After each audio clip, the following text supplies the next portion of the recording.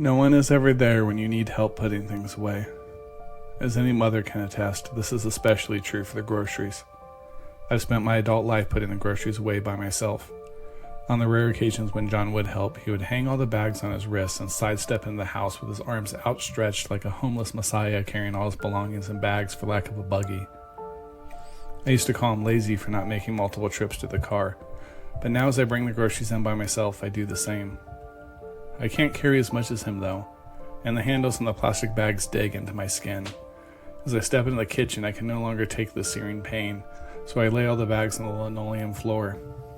Freeing myself from these colorful torture devices, I rub my wrists one at a time, trying to circulate the blood. I wish it was John that was in pain, but men are as useful as unset alarm clocks, and the pain is mine alone. "Everything okay?" John asks. And the scent of fajitas frying on the stove, the garlic, the onions, the jalapeno, the ghost peppers he cultivated out back, suddenly itch deep inside my nose. "Shut up," I say, even though I know he's not there, and his whiny voice and the tingle of the spicy peppers disappear in the mirror of the moment. I open the cupboards.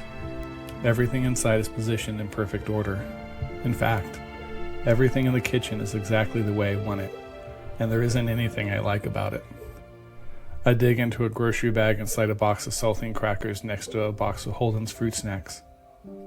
There is a red dinosaur on the front of the fruit snack box. A brachiosaurus, I think, with a goofy grin and bright eyes, and I happen to glimpse the best of use by date stamped on the dinosaur's neck. December 2009, 4 years ago. "I can't believe you kept those," John says again. "Shut up," I say. I remember Holden's face, his chubby cheeks scrunched and eyes bulging, as he toddled around the house holding a plastic dinosaur out with both hands and growling, "Dinosaur, rawr." He was 2 years old. So tall for his age he looked like he was 5, and dinosaur was among his first 50 words. Our house had an oak bar in the study where he would hide, stuffing himself in next to the bottles of scotch and brandy, and shaking his head defiantly any time we tried to pry him out. He would refuse to come out until I would finally offer him a pouch of fruit snacks. John always warned me against spoiling the boy, but I always retorted, "Children aren't onions. They don't spoil."